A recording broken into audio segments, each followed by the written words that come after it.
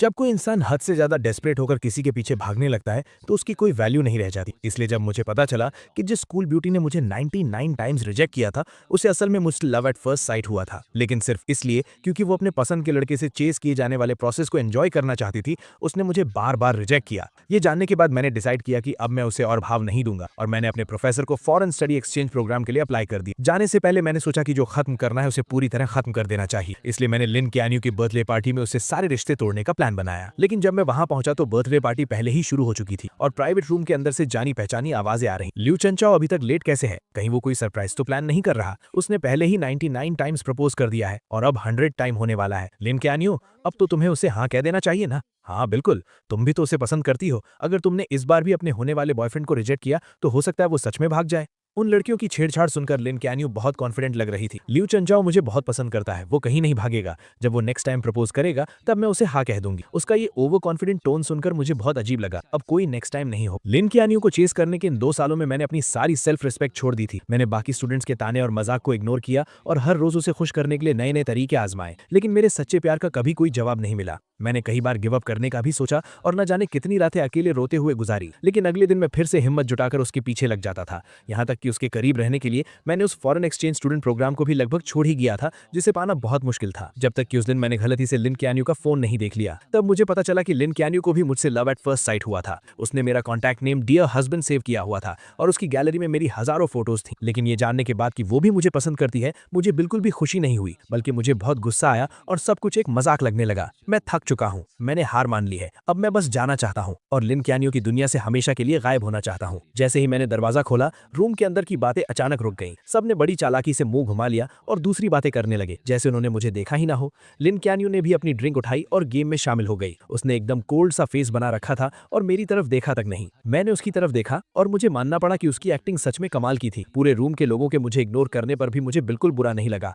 मैं चुपचाप जाकर कॉर्नर की एक खाली सीट पर बैठ गया। अगले 1 घंटे तक सब लोग आपस में बातें करते रहे और मजे करते रहे, लेकिन मैं वहीं बैठकर अकेले अपना फोन चलाता रहा, जैसे कि मैं वहां हूं ही नहीं। पहले जब भी लिन कैन्यू सामने आती थी तो मैं किसी भी तरह उसके पास जाने का मौका ढूंढता था और उसका अटेंशन पाने के लिए अलग अलग टॉपिक्स पर बात करता था। इस बर्थडे पार्टी के लिए भी मैंने उसे बहुत मनाया था और कई लोगों से सिफारिश करवाई थी, तब जाकर उसने मुझे इन्वाइट किया था। नॉर्मली जो चीज इतनी मुश्किल से मिले उसकी ज्यादा कदर होनी चाहिए, लेकिन मेरा ये रिलैक्स्ड एटीट्यूड देखकर ऐसा लग रहा था जैसे मुझे उसके बर्थडे की कोई परवाह ही नहीं। मेरा ये पहले से एकदम अलग और कोल्ड बिहेवियर देखकर लिन कैन्यू आखिरकार खुद को रोक नहीं पाई और उसने छुप छुप कर मुझे कई बार देखा। बर्थडे सॉन्ग गाने और केक काटने के बाद जल्द ही गिफ्ट देने का टाइम आ गया। मैंने सबका वेट किया कि सब अपने गिफ्ट्स दे दें। फिर मैं आराम से खड़ा हुआ और अपने बैग से कैलेंडर निकालकर उसे दे दिया। वहां मौजूद सभी लोग हैरानी से मुझे देखने लगे, क्योंकि वो कैलेंडर बस एक हाथ के साइज का था और उसमें सिर्फ 30 पेजेस थे। वो देखने में बहुत ही सस्ता लग रहा था। मुझे फर्क नहीं पड़ा कि बाकी लोग क्या सोच रहे हैं। मैंने बस लिन चैनियो की तरफ देखा और आराम से कहा, लिन चैनियो, आज से तुम हर दिन इसका एक पेज फाड़ना। जब तुम आखिरी पेज पर पहुंचोगी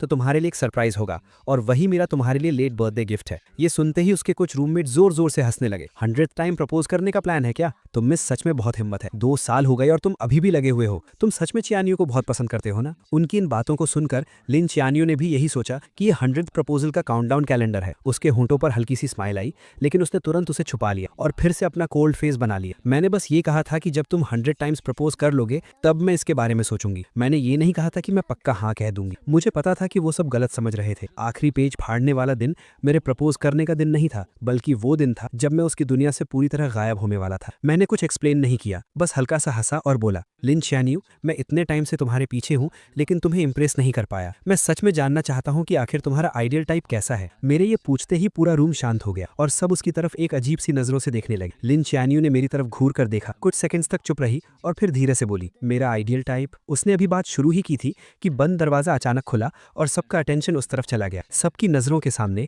जू यानशु एक बहुत ही ब्यूटीफुली पैक्ड बॉक्स लेकर अंदर आई। लिन चियानियो के चेहरे पर एक प्यारी सी स्माइल आ गई। Happy birthday चियानियो। लिन चियानियो की नजरें इस विश के साथ जू यानशु पर टिक गई। उसने अपनी उंगलियों से धीरे से टेबल को नॉक किया और अपनी अधूरी बात पूरी करते हुए बोली, मेरा आइडियल टाइप बेशक एक चेयरफुल और क्लीन लुक वाला हैंडसम गाय है। दरवाजे से अंदर आते ही ऐसी बातें सुनकर जू यानशु के चेहरे पर खुशी आ गई। वो जल्दी से उसके पास गई, अपना केयरफुली प्रिपेयर्ड गिफ्ट उसे दिया और उसे वहीं पर ओपन करने की जिद करने लगी। पल भर में ही सबका ध्यान भटक गया और किसी ने उस टॉपिक पर पर आगे बात नहीं की। उन दोनों को लोगों से घिरा हुआ देखकर मैंने कोई उदासी नहीं दिखाई, बल्कि मैं बहुत ही कामली वापस अपनी जगह पर जाकर बैठ गया। पूरी रात लिन च्यानियो जहां भी गई, जू यानशु हमेशा उसके साथ रही। वो दोनों हंस बोल रहे थे, एक दूसरे की ड्रिंक्स शेयर कर रहे थे और एक ही केक का पीस खा रहे थे। मैं चुपचाप उनकी ये क्लोजनेस देखता रहा और मेरे दिमाग में कई पुरानी यादें ताज़ा हो गई। हालांकि लिन च्यानियो किंगडा की स्कूल ब्यूटी है और उसके बहुत चाहने वाले हैं, लेकिन वो हमेशा लड़कों से दूर ही रहती है। उसका इकलौता एक्सेप्शन जू यानशु है, जिसके साथ वो बचपन से बड़ी हुई है। वो उसके बिखरे बालों को सेट करती है, क्लासेस में उसके साथ बैठती है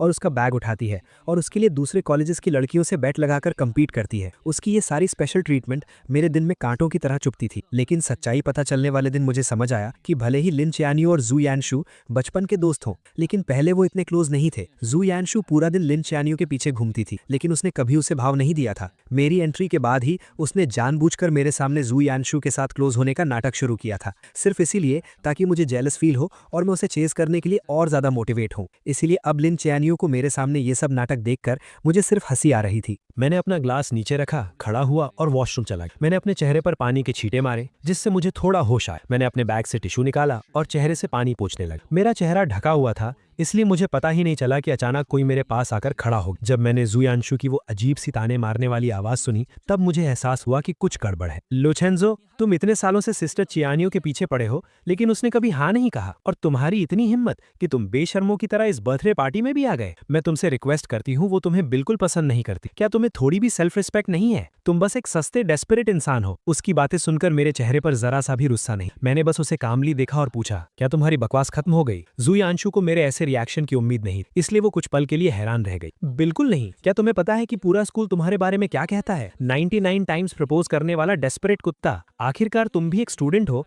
क्या तुम्हें अपनी इज्जत की कोई परवाह नहीं है? कोई भी देखकर बता सकता है कि सिस्टर चियानियो मुझे पसंद करती है। तुम अपनी ये अंधी आंखें खोलकर क्यों नहीं देखते? उसका ये बदतमीजी भरा रवैया देखकर भी मुझे कोई फर्क नहीं पड़ा। मैंने बस अपनी नजरें उससे हटाकर उसके पीछे की तरफ कर ली और कहा, इससे पहले कि तुम और गालियां दो, अपने पीछे देख लो। मेरी नजर का पीछा करते हुए जू यानशु अजीब सा मुंह बनाकर पीछे मुड़ी और सामने दरवाजे के बाहर लिन चियानियो खड़ी थी। ऐसा लग रहा था कि वो काफी देर से वहां खड़ी थी और शायद उसने अभी अभी जो कुछ हुआ वो सब देख लिया था। ये सोचते ही जू यानशु अचानक घबरा गई। उसके चेहरे पर तुरंत वो बेचारी और मासूम सी एक्टिंग वापस आ गई और उसका सारा एटीट्यूड गायब हो गया। वो जल्दी से उसके पास गई, उसका हाथ पकड़ा और घबराते हुए एक्सप्लेन करने लगी, सिस्टर चियानियो, आपने जो देखा वैसा कुछ नहीं है। ये लूचेंजू था। पहले इसी ने मुझे परेशान किया, लेकिन लिन चियानियो को जैसे कोई फर्क नहीं पड़ा। उसने अपनी आंखों से जू यानशु को मुझे बेइज्जत करते देखा था, फिर भी उसने ऐसे बिहेव किया जैसे उसने कुछ देखा ही ना हो। उसने मेरी तरफ एक नजर देखा, फिर अपनी जैकेट उतारकर जू यानशु को पहना दी। बाहर बहुत हवा है, तुमने इतने कम कपड़े पहने हैं, कहीं तुम्हें ठंड न लग जाए। ये कहते हुए उसने उसका हाथ पकड़ा और वापस प्राइवेट रूम की तरफ मुड़ गए। जू यानशु ने भी इस रिएक्शन की उम्मीद नहीं की। ये देखकर कि लिन चियानियो को मेरे बेइज्जत होने से कोई फर्क नहीं पड़ा, जू यानशु का कॉन्फिडेंस और बढ़ गया। उसने बहुत प्राउडली पीछे मुड़कर मेरी तरफ देखा और मुझे एक मजाक उड़ाने वाली स्माइल दी। मेरा सिर नीचे था, इसलिए मैंने जू यानशु का वो ताना नहीं देखा। मैंने गीले टिश्यू को मोड़कर डस्टबिन में फेंका और मुड़कर सीढ़ियों से नीचे चला गया। सीढ़ियां एकदम शांत थी, सिर्फ मेरे कदमों की आवाज आ रही। उस अंधेरे में जो कुछ भी अभी हुआ वो मेरे दिमाग में घूमने लगा और मेरे होठों पर एक हल्की सी हंसी आ गई। जब वो जू यानशु को जैकेट पहना रही थी तो उसकी नजरें साफ तौर पर मुझ पर टिकी थी, जबकि उसके मुंह से जू यानशु की फिक्र वाले वर्ड्स निकल रहे थे। मुझे मानना पड़ेगा, उसकी एक्टिंग स्किल्स सच में कमाल। अगर मुझे उसके छुपे हुए इरादों के बारे में पहले से पता ना होता तो शायद मैं सच में उसके धोखे में आ जाता। बाहर जोरों की बारिश हो रही थी और कैब्स लगभग बंद हो चुकी थी। सब लोग बार के दरवाजे पर ही फंस गए थे। लिन चियानियो ने अपने फैमिली ड्राइवर को बुला लिया और कहा कि वो जू यानशु को घर छोड़ेगी। इतनी रात हो गई है, सब जा चुके हैं और लूचेंजू को अकेले यहाँ कैब का वेट करना अच्छा नहीं लगेगा ना। लिन चियानियो ने ड्राइवर से छाता लिया और बोली, उसके पास पैर है, वो खुद चला जाएगा। ये कहकर उसने मेरे रिएक्शन की परवाह किए बिना जू यानशु को लिया और कार में बैठ गए। बारिश में दूर जाती उस स्पोर्ट्स कार को देखकर मुझे कोई फर्क नहीं पड़ा। मैं अपनी कैब ऐप पर कैब ढूंढता रहा। ठंडी हवा में 2 घंटे से ज्यादा वेट करने के बाद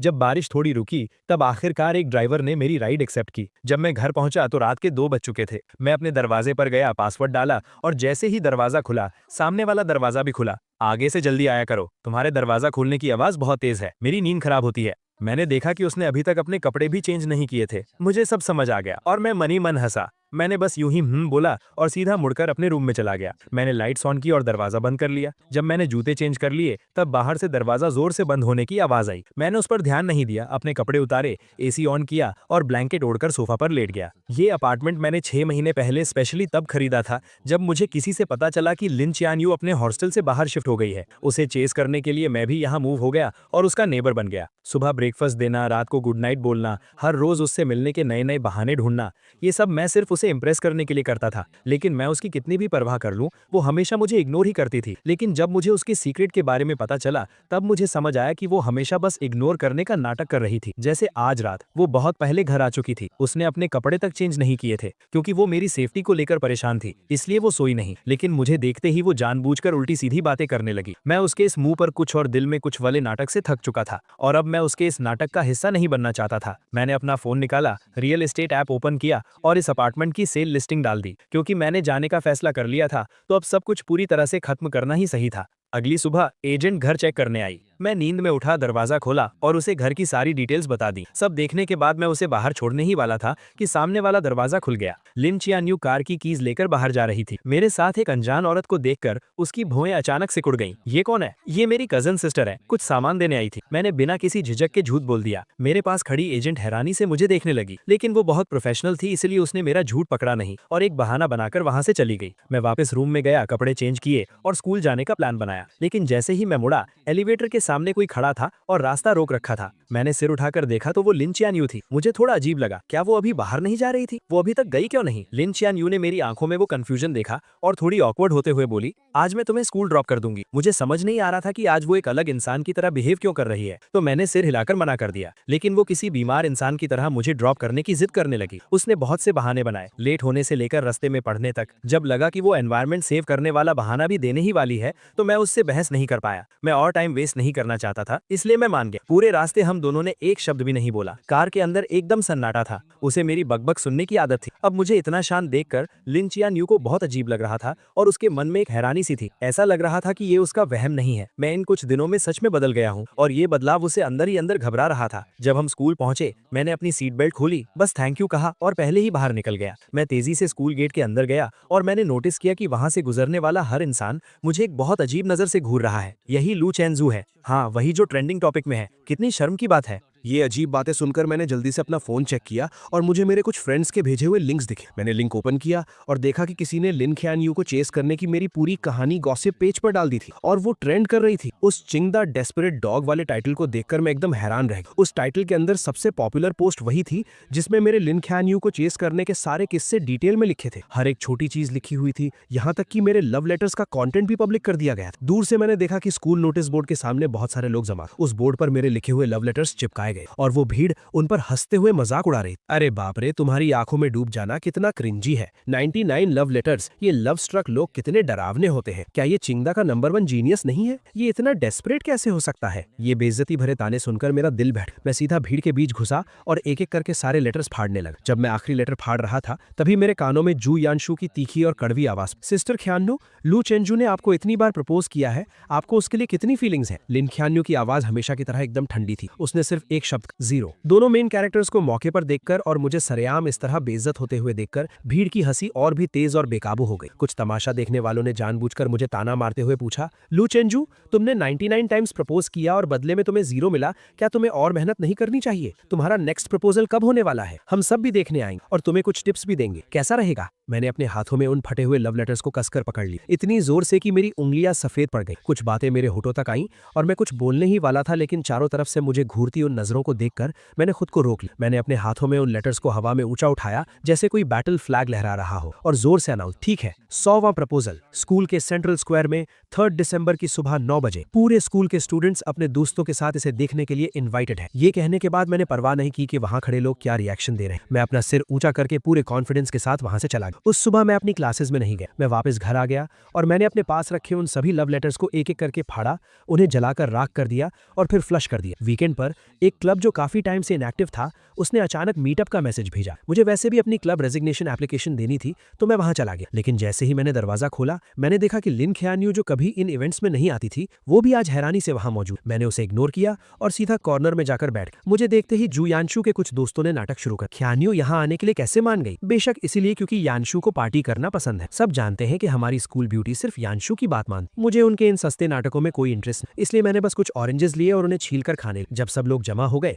तो प्रेसिडेंट ने गेम शुरू करने की अनाउंसमेंट। मुझे कोई इंटरेस्ट नहीं था, लेकिन मुझे जबरदस्ती खींचा गया और मुझे बिना मन के इस बोरिंग ट्रूथ और डेयर गेम को खेलना पड़ा। 7-8 राउंड्स के बाद आखिरकार लिन ख्यान यू हार गई। सब लोग एक्साइटमेंट भी चिल्लाने लगे। लिन स्कूल ब्यूटी को डेयर मिला है, कमरे में मौजूद किसी भी ऑपोजिट जेंडर को 3 मिनट तक किस करना। जल्दी बताओ स्कूल ब्यूटी ये डेयर पूरा करने के लिए किसे सिलेक्ट कर। मुझे पता था कि वो मुझे नहीं चुनेगी और मुझे फर्क भी नहीं पड़ता था कि वो किसे चुनती। मैं बस अपना सिर नीचे किए अपने हाथ में रखे डाइस के साथ खेलता रहा और बिल्कुल मेरी उम्मीद के मुताबिक लिन ख्यान यू ने जू यानशु को चुना। लेकिन उसने एक शर्त रखी कि कमरे की सारी लाइट्स बंद कर दी जाएं। कमरे में घुप अंधेरा था और सिर्फ सांसों की आवाजें सुनाई दे रही। 3 मिनट बाद लाइट्स ऑन हो। लिन क्यान्यू आकर अपनी जगह बैठ गए, लेकिन जोयांशु वहीं खड़ी हैरान थी और उसका चेहरा उतरा हुआ था क्योंकि लिन क्यान्यू ने उसे किस नहीं किया था। मैंने बस एक नजर उसकी तरफ देखा, तभी प्रेसिडेंट ने नेक्स्ट राउंड शुरू करने को कहा। मैंने अपने हाथ की 3 डाइस बिना सोचे समझे फेंक दी। बदकिस्मती से तीनों डाइस पर 1 आया, जो सबसे लोवेस्ट स्कोर था। मैंने बिना कुछ कहे कार्ड्स के पाइल से एक कार्ड निकाला और वो वही सेम डेयर था, बिल्कुल सेम पनिशमेंट। पल भर में कमरे के सभी लोग एक्साइट हो गए और उनकी नजरें मेरे, लिन क्यान्यू और जोयांशु के बीच घूमने लगी। मैंने ऐसे प्रिटेंड किया जैसे मैं कुछ देख ही नहीं रहा। मैंने गेम का पॉइंटर घुमा दिया और वो मेरे सामने बैठी एक जूनियर गर्ल पर जाकर रुका। सबको लगा कि मैं पीछे हटने वाला हूँ। मैंने उस जूनियर से कहा, सॉरी, तुम्हें थोड़ी परेशानी होगी। वो जूनियर एकदम कंफ्यूज थी और बस खड़ी होने ही वाली थी कि अचानक लिन क्यान्यू झटके से खड़ी हुई और उसने अपनी चेयर को लात मारकर गिरा दी। जब किसी को समझ नहीं आ रहा था कि क्या हुआ, उसने ठंडे स्वर में बात काटते हुए कहा, बहुत देर से खेल रहे हैं, मैं थक गई हूँ, अब ब्रेक का टाइम है ना। उसके रूममेट्स भी हाँ में हाँ मिलाने लगे तो प्रेसिडेंट को मजबूरन पनिशमेंट को होल्ड पर रखना पड़ा। ब्रेक के दौरान कुछ लड़कियों ने कहा कि उन्हें भूख लगी। रूममेट्स तुरंत कमरे के लड़कों को नीचे खाने पीने का सामान लाने के लिए ले गए और उन्हें गए हुए 20 मिनट हो गए। उन्हें वापस आता ना देख प्रेसिडेंट और वेट नहीं करना चाहता था, इसलिए उसने गेम कंटिन्यू करने की अनाउंसमेंट की। मैंने अपना फोन नीचे रखा और चारों तरफ देखा। तब मुझे पता चला कि वो जूनियर वहां नहीं थी। सच कहूं तो लिन क्यान्यू को छोड़कर वहां कोई भी लड़की नहीं थी। मुझे गेस करने की जरूरत नहीं थी। मुझे पता था कि ये लिन क्यान्यू ने जानबूझकर किया है, लेकिन मैं उसके प्लान को सक्सेसफुल नहीं होने देना चाहता था। इसलिए मैंने अपने सामने रखा 500 ml का ग्लास उठाया और सबकी तरफ इशारा किया। मैंने जिस पार्टनर को सिलेक्ट किया था वो जा चुका, इसलिए गेम के रूल्स के हिसाब से मैं ड्रिंक खत्म करके अपनी पनिशमेंट पूरी करूंगा। ये कहने के बाद मैंने बिना कोई एक्सप्रेशन बदले पूरा ग्लास एक सांस में खत्म कर दी। लिन क्यान्यू को उम्मीद नहीं थी कि मैं उसे चुनने के बजाय ड्रिंक पीना चूज करूंगा। उसका चेहरा तुरंत गुस्से से डार्क हो गया। उसने मेरी तरफ देखा जिसका चेहरा अब लाल हो रहा था और अपने हाथ में पकड़े डाइस को इतनी जोर से दबाया कि उससे आवाज आने लगी। आधे लोगों के चले जाने के बाद गेम में कोई मजा नहीं बचा था, इसलिए वो पार्टी वहीं खत्म हो गई। मैं नशे में झूमता हुआ सबके जाने का वेट करता रहा। फिर मैंने अपने बैग से क्लब रेजिग्नेशन एप्लीकेशन निकाली और प्रेसिडेंट को दे दी। दीवार के सहारे मैं नीचे जाने की कोशिश करने लगा। मैं सीढ़ियों के पास पहुंचा ही था कि मुझे धुंधला धुंधला जोयांशु दिखाई दी। मैं उसे इग्नोर करके साइड से निकलने ही वाला था कि उसने मेरा हाथ जोर से पकड़ लिया। उसकी आंखों में बहुत गुस्सा था। अभी लाइट्स ऑन होने के बाद तुमने मुझे उस अजीब नजरों से क्यों देखा था? मैं तुम्हें बता दूं, भले ही सिस्टर क्यान्यू में मुझे किस नहीं किया, उसका भी एक रीजन था। वो मेरी रिस्पेक्ट करती है। उसकी बातें सुनकर मेरी हंसी छूटने ही वाली थी, लेकिन मुझे पता था कि इस वक्त मैं कुछ भी कहूं जोयांशु नहीं समझेगी, इसलिए मैंने बस अपना सिर हिलाया और कहा, तुम बिल्कुल सही कह रही हो। ये कहकर मैंने उसका हाथ छुड़ाया और जाने लगा, लेकिन जोयांशु ने मुझे और जोर से पकड़ लिया और लगातार मुझे गालियां देने लगी। हम दोनों के बीच धक्का मुक्की होने लगी। मेरे पैर वैसे ही लड़खड़ा रहे थे और उसके खींचने की वजह से मेरा बैलेंस बिगड़ गया। मैं सीधा पीछे की तरफ गिरा और उन ऊंची सीढ़ियों से नीचे लुढ़कता चला गया। जोयांशु भी घबरा गई और उसका बैलेंस बिगड़ गया, जिससे वो भी मेरे साथ सीढ़ियों से नीचे गिर गई। ऊपर से गिरने की आवाज सुनकर जो स्टूडेंट्स अभी ज्यादा दूर नहीं गए थे वो तुरंत मुड़े और वापस भागे। हम दोनों को इतनी बुरी तरह घायल देखकर सब घबरा गए। आखिर में लिन क्यान्यू ने किसी को कांटेक्ट किया और हमें अपने फैमिली हॉस्पिटल भेज दिया। चेकअप के बाद डॉक्टर ने बताया कि मेरी हड्डी क्रैक हो गई है और अगर टाइम पर सर्जरी नहीं हुई तो मैं हमेशा के लिए डिसेबल्ड हो सकता हूँ। जब से उसे पता चला कि हमें चोट लगी है, उसकी नजरें मुझसे एक पल के लिए भी नहीं हटी। मेरे पीले पड़े चेहरे और माथे से टपकते पसीने को देखकर ऐसा लग रहा था जैसे वो भी मेरे दर्द को फील कर रही थी और उसका दिल भी दर्द से तड़प रहा था। ऑपरेशन थिएटर रेडी था, लेकिन हॉस्पिटल में अभी सिर्फ एक ही एक्सपर्ट डॉक्टर मौजूद था जो ये सर्जरी कर सकता था। लिन क्यान्यू को डिसाइड करना था कि पहले सर्जरी किसकी होगी। उसने बिना सोचे मेरी तरफ देखा और मेरी नजरें भी उसी पर थी। मेरी उन आंखों में अब पहले वाला प्यार और पागलपन नहीं था, बस एक मरे हुए तालाब जैसी शांति थी। मेरी उस नजर को देखकर लिन क्यान्यू का दिल जोर से कांप उठा। मिस, प्लीज जल्दी डिसाइड कीजिए, पहले की सर्जरी करनी है। मैं स्ट्रेचर पर अपने पीले पड़े चेहरे के साथ लेटा हुआ था। बेहोश होने से ठीक 1 सेकंड पहले मैंने लिन क्यान्यू को पूरे कॉन्फिडेंस के साथ एक नाम लेते हुए सुना, जोयांशु। पहले जोयांशु को बचाओ। जल्दी ही डॉक्टर्स जोयांशु को ऑपरेशन थिएटर में ले गए। जैसे ही वो दरवाजा बंद हुआ मैं पूरी तरह से बेहोश हो गया। जब मुझे दोबारा होश आया तब तक 1 दिन बीत चुका था। आंखें खोलते ही सबसे पहले मैंने अपने पैरों को हाथ लगाकर चेक किया। जब मुझे फील हुआ कि मेरे पैर अभी भी सही सलामत हैं, तब जाकर मैंने चैन की सांस ली। मेरी आंखों से खुशी के आंसू छलक पड़े। थैंक गॉड, मैं डिसेबल्ड नहीं हुआ। खबर मिलते ही मेरे मेरे पेरेंट्स तुरंत आ गए और मुझे टॉप फ्लोर के वीआईपी वार्ड में शिफ्ट कर दिया, जहां वो मेरी देखभाल करने लगे। 2 घंटे बाद जू यांशु को मेरे ठीक सामने वाले वार्ड में शिफ्ट किया गया। लिन क्यून्यू खुद उसका हाथ पकड़कर उसे अंदर लेकर आई। चेकअप्स में आसानी हो इसलिए दोनों वार्ड्स के दरवाजे खुले हुए थे और मैं सामने वाले वार्ड में जो कुछ भी हो रहा था वो सब साफ साफ सुन सकता था। जू यांशु दर्द से परेशान थी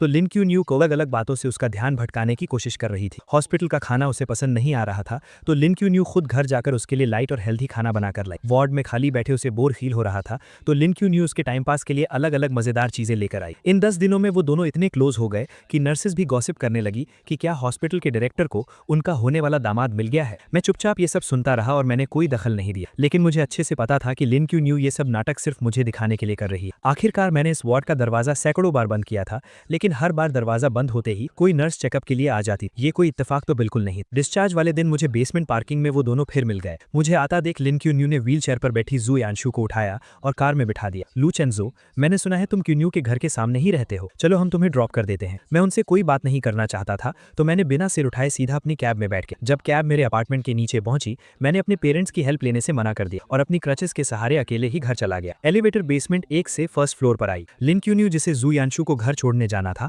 वो अचानक एलिवेटर के अंदर आ गई। हम दोनों ने एक दूसरे को देखा लेकिन किसी ने कुछ नहीं कहा। एलिवेटर 17th फ्लोर पर रुकी। लिन क्यून्यू दरवाजे के पास खड़ी थी और बाहर नहीं जा रही, इसलिए मुझे अपनी क्रचेस के सहारे थोड़ा घूमकर पहले बाहर निकलना पड़ा। मैं धीरे चल रहा था लेकिन मेरे पीछे आ रही लिन क्यून्यू मुझसे भी धीरे चल रही। मैं फील कर सकता था कि उसकी नजरें मुझ पर ही टिकी थी। जब मैं दरवाजे पर पहुंचा मैंने पासवर्ड डालना चाहा लेकिन अचानक मेरी क्रच जमीन पर गिर गई। मुझे दीवार के सहारे धीरे धीरे नीचे झुकना पड़ा। जैसे ही मैंने अपनी क्रच पकड़ी अचानक मेरे सामने एक परछाई सी आई। लिन क्यानयू भी नीचे बैठ गई थी, शायद मेरी क्रच उठाने के लिए, लेकिन जैसे ही उसकी नजर मुझसे मिली उसने अपना हाथ पीछे खींच लिया और अपने खुले हुए शूलेस बांधने का नाटक करने लगी। मेरे चेहरे पर एक मजाक उड़ाने वाली स्माइल आ गई। मैंने अपनी क्रच उठाई, धीरे धीरे खड़ा हुआ और रूम के अंदर चला गया। घर पर लंबे समय तक रेस्ट करने के बाद फाइनल एग्जाम्स का टाइम आ गया। हालांकि मुझे जल्द ही विदेश जाना था लेकिन अब मैं थोड़ा चल सकता था, इसलिए मैंने एग्जाम पोस्टपोन करने की एप्लीकेशन नहीं दी और एग्जाम देने चला गया। लेक्चर हॉल में बहुत सीढ़ियां थी और मेरे पैरों की चोट अभी पूरी तरह ठीक नहीं हुई थी, इसलिए मैं बीच में फर्स्ट रो में बैठ गया। थोड़ी देर में लिन क्यानयू जू यांशु को सहारा देकर अंदर लाई। मुझे देखते ही जू यांशु ने तुरंत नाटक शुरू कर दिया कि उसके पैर में दर्द है और उसे फर्स्ट रो में ही बैठना है। लिन क्यानयू उसे मेरे बगल वाली सीट तक ले आई और खुद दीवार के साथ वाली सीट पर बैठ गए। एग्जाम जल्द ही शुरू हो गया। जू यांशु ने वेट किया और जैसे ही टीचर आखिरी सीढ़ी से नीचे उतरा उसने चुपके से पेपर की एक चिट मेरी डेस्क पर फेंक दी जो बीच के आयल से पार होकर मेरे पास आई। मेरा पेन पकड़ा हुआ हाथ रुक गया। मुझे कुछ समझ आता उससे पहले ही टीचर मुड़ा और उसने मुझे डांट दी। एग्जाम से पहले ही मैंने बार बार कहा था कि मार्क्स कम आए तो चलेगा लेकिन कैरेक्टर पर कोई सवाल नहीं उठना चाहिए, चीटिंग बिल्कुल अलाउ नहीं और तुमने जानबूझकर ये गलती की है। लू चेनचाओ, तुम्हारा एग्जाम कैंसिल किया जाता है। तब जाकर मुझे समझ आया कि यू यांशु का असली प्लान क्या था, लेकिन मैं चुपचाप ये इल्जाम अपने सिर नहीं लेना चाहता था। मैं तुरंत खड़ा हुआ और अपने डिफेंड में कहा कि सीसीटीवी फुटेज चेक किया जाए। बदकिस्मती से सुबह ही टीचिंग बिल्डिंग की इलेक्ट्रिसिटी कट गई थी, इसलिए क्लास का सीसीटीवी कैमरा चालू नहीं था। यू यांशु के चेहरे पर हैरानी से खुशी में बदलते हुए एक्सप्रेशन को देखकर मुझे बहुत गुस्सा आ रहा था। लिन क्यानयू यू यांशु के बगल में बैठी और उसने सब कुछ अपनी आंखों से देखा था। टीचर भी किसी बेकसूर को सजा नहीं देना चाहता था, इसलिए उसने तुरंत लिन क्यानयू को आगे बुलाया। किंगडा की टीचिंग बिल्डिंग लिन फैमिली ने ही इन्वेस्ट की थी। लिन क्यानयू को किसी की चापलूसी करने की जरूरत नहीं और वो हमेशा फेयर रहती, इसलिए टीचर्स और स्टूडेंट्स के बीच उसकी बात को बहुत अहमियत दी जाती। पूरी बात सुनने के बाद लिन क्यानयू ने आंखें उठाकर मुझे देखा और फिर बहुत ही कामनेस के साथ बोली, जिसने चीटिंग की वो यू यांशु नहीं है। उसके ये कहते ही मेरे ऊपर लगा इल्जाम पक्का हो। लू चेनचाओ, अब तुम्हारे पास क्या बहाना है? तुमने चीटिंग की, उसे एक्सेप्ट भी नहीं कर रहे और उल्टे अपनी क्लासमेट पर इल्जाम लगा रहे हो। तुम सच में सुधरने वाले नहीं। तुम्हारे पिछले मार्क्स भी कहीं चीटिंग से तो नहीं आए थे? कुछ भी हो जाए इस बार मैं इसे पूरे स्कूल में अनाउंस करके तुम्हें पनिश करूंगा। मैं अपनी जगह पर ही खड़ा रह गया। मुझे ऐसा लगा जैसे मैं किसी बर्फ की खाई में गिर गया। मुझे लगा था कि सही और गलत के बीच फैसले के वक्त लिन क्यानयू हमेशा अपने प्रिंसिपल्स को फॉलो करेगी, इसलिए मैंने उसका नाम लिया। लेकिन मुझे बिल्कुल उम्मीद नहीं थी कि सब कुछ अपनी आंखों से देखने के बावजूद वो यू यांशु को बचाने के लिए झूठ बोलेगी। अब मैं कितनी भी सफाई दे दूं सब बेकार था। मैंने लिन क्यानयू को गहरी नजरों से देखा और बिना एक शब्द कहे वहां से चला गया। मेरी उन लाल आंखों को देखकर लिन क्यानयू अचानक घबरा गई। वो बिना सोचे मेरे पीछे आई और मेरा रास्ता रोक। लू चेनचाओ, मुझे पता है इस मामले में गलती यांशु की थी, लेकिन वो बहुत सेंसिटिव है। मैं नहीं चाहती कि लोग उसके बारे में बातें बनाएं। उसने मुझे एक बार भी सॉरी नहीं कहा, बस यू यांशु को डिफेंड करने में लगी हुई थी। मुझे तो शक होने लगा था कि उस दिन जो फोटोज मैंने देखी थी वो कहीं कोई सपना तो नहीं था, तो इसी वजह से तुमने मुझे फंसाने में उसकी मदद की। वो लोगों के ताने नहीं सह सकती लेकिन मैं सह सकता हूँ, है ना? लिन चैन-यू, तुम्हें लगता है कि मैंने तुम्हें 99 टाइम्स प्रपोज किया है तो मैं बहुत बेशर्म हूँ और मैं इतना स्ट्रांग बन चुका हूँ कि मुझे किसी की बातों से कोई फर्क नहीं पड़ता। मेरी ये हालत देखकर लिन चैन-यू की बाई आंख फड़कने लगी। उसने सीधा मेरा हाथ पकड़ा और बोली, मेरा वो मतलब नहीं था, ये सिर्फ एक एग्जाम है, क्रेडिट्स बाद में मेकअप किए जा सकते हैं। आज तुम्हारे साथ जो भी नाइंसाफी हुई है, मैं आगे चलकर उसे ठीक करने का कोई ना कोई रास्ता निकाल लूंगी। ठीक करना? तुम तो मुझे पसंद भी नहीं करती, फिर इसे कैसे ठीक करोगी? मेरा ये मजाक उड़ाने वाला टोन सुनकर लिन चैन-यू का दिल बैठ गया और वो लगभग अपने दिल की बात बोलने ही वाली थी। किसने कहा मैं पसंद नहीं करती? ये बोलते ही उसे एहसास हुआ कि उसने कुछ गलत बोल दिया है। उसने जल्दी से खुद को रोका और कहा, तुम मुझ पर ट्रस्ट करो, तुम्हारे 100th प्रपोजल के दिन मैं तुम्हें सब कुछ वापस लौटा दूंगी। लिन चैन-यू बस यही कहने वाली थी कि वो मेरे प्रपोजल को पक्का एक्सेप्ट कर लेगी। पहले वो इतनी आसानी से अपनी फीलिंग शो नहीं करती थी, लेकिन अब मुझे कोई फर्क नहीं पड़ता था। मैंने उसका हाथ झटक दिया और बोला, तो फिर उस कैलेंडर के पेजेस फाड़ती रहो और आखिरी दिन का वेट करो। मुझे अपना हाथ पीछे खींचते देख लिन चैन-यू भी हैरान रह गई और आखिरकार उसकी आवाज थोड़ी सॉफ्ट हो गई। ठीक है, सिर्फ 3 दिन बचे हैं, मैं तुम्हें जरूर एक सेटिस्फैक्टरी जवाब दूंगी। मेरे जाने से 3 दिन पहले वो अपार्टमेंट जो मैंने सेल के लिए डाला था वो बिक गया। एजेंट कॉन्ट्रैक्ट लेकर आई और मैंने तुरंत साइन कर दिया। मैं 3 दिन बाद शिफ्ट हो जाऊंगा। इन कुछ दिनों में मैं घर का सारा सामान साफ कर दूंगा और नया ओनर तब यहाँ आ सकेगा। एजेंट ने डेट्स नोट की और मैं उसे एलिवेटर तक छोड़ने गया। दरवाजा खुलते ही लिन चैन-यू 2 बैग्स लिए बाहर आई। उसने कुछ देर तक एजेंट को घूर कर देखा और फिर बहुत पोलाइटली कहा, गुड मॉर्निंग। एजेंट ने भी हैरानी में रिप्लाई किया, गुड मॉर्निंग। एलिवेटर के नीचे जाने के बाद मैं मुड़कर अपने रूम में जाने ही वाला था कि अचानक लिन चैन-यू ने मुझे रोक लिया और अपने हाथ में पकड़ा एक बैग मेरी तरफ बढ़ा दिया। मैं बस वहां से गुजर रही थी। मैंने ये थोड़ा ज्यादा ले लिया है और मैं इसे खत्म नहीं कर पाऊंगी। क्या तुम थोड़ा ट्राई करना चाहोगे? मैंने उस बैग की तरफ एक नजर डाली। वो मेरे फेवरेट ड्राई फ्रूट्स थे। ये शॉप ईस्ट साइड में थी, जहां आने जाने में 2 घंटे लगते थे और वहां 1 घंटे की लाइन में लगना पड़ता था। वो स्पेशली मेरे फेवरेट स्नैक्स खरीदने गई थी और फिर उसे मुझे देने का बहाना ढूंढ लाई। मैंने बिना कुछ कहे वो बैग ले लिया, लेकिन घर के अंदर जाते ही मैंने उस बैग को हवा में उछाल कर फेंक दिया और वो सीधा डस्टबिन में जाकर गिरा। जाने से 2 दिन पहले मैं प्रिंटिंग शॉप गया और मैंने हजारों रुपए खर्च करके 5 उंगलियों के साइज के 10,000 कार्ड्स प्रिंट करवाए। मैं अपने पुराने हॉस्टल गया और अपने रूममेट्स को एक काम दिया। मैंने उनसे कहा कि 3 तारीख को वो मेन बिल्डिंग की छत पर जाएं और इन कार्ड्स को पूरे स्क्वायर पर उड़ा दें। रूममेट्स को भी पता था कि हाल ही में क्या हुआ है। मुझे अभी भी हार न मानता देख वो सब मुझे समझाने लगे, चंचू रहने दो ना, लिन चैन-यू ने तुम्हारे साथ इतना बुरा किया, तुम खुद को और क्यों तकलीफ दे रहे हो? हाँ यार, उसने सच में बहुत गलत किया है। तुम्हारा प्यार डिजर्व नहीं करती वो। हालांकि मैं मूव ऑन कर चुका था, लेकिन अपने दोस्तों को अपनी इतनी परवाह देख मुझे बहुत अच्छा लगा। मैंने कहा, टेंशन मत लो, मुझे पता है मैं क्या कर रहा हूँ, तुम बस मेरे लिए वो कार्ड्स उड़ा देना। मैंने पहले ही एक क्लीनिंग कंपनी हायर कर ली है जो बाद में सब साफ कर देगी और मेरा प्रपोज करने का कोई प्लान नहीं है। मैं असल में हमेशा के लिए गुड बाय कहना चाहता हूँ। मेरी बातें सुनकर वो सब हैरान रह गए। उन्हें समझ नहीं आया कि मेरे दिमाग में आखिर चल क्या रहा है। मैंने उन्हें थैंक यू बोला और मुड़कर वहां से चला गया। मुझे दूर जाते देखकर मेरे रूममेट्स ने कार्ड बॉक्स खोला और उसमें से एक कार्ड निकाला। उस पर सिर्फ एक लाइन लिखी थी, लू चेन-जियू अब कभी लिन चैन-यू को पसंद नहीं करेगा। जाने से 1 दिन पहले मैं स्कूल गया और अपनी सारी फॉर्मेलिटीज पूरी करने के बाद घर आकर पैकिंग शुरू कर। मुझे यहाँ शिफ्ट हुए सिर्फ आधा साल हुआ था, इसलिए मेरे पास ज्यादा सामान नहीं, लेकिन जो था उसमें से ज्यादातर लिन चैन-यू से जुड़ा। मैंने कुछ बॉक्सेस लिए और उन सब चीजों को उसमें भेज। वो स्कार्फ जिससे बुनने में मुझे आधा महीना लगा था, मैंने उसे उधेड़ कर सिर्फ एक धागे का गोला बना। वो सिरामिक वेस्ट जो उसने चैरिटी में दिया था और मैंने उसे बहुत मुश्किल से ऑक्शन में खरीदा। मैंने उसे तोड़कर टुकड़े टुकड़े कर दिए। जो लव लेटर्स मैंने रातों को जागकर उसके लिए लिखे थे, मैंने वो सब पेपर श्रेडर बॉक्स डस्टबिन में। उन सारी चीजों के जाते ही मेरा और लिन चैन-यू का सारा पास्ट खत्म। आखिर में घर में सिर्फ 2 कपड़े बचे। ये वही शर्ट और लूज ब्लैक जीन्स थी जो उसने उस दिन पहनी थी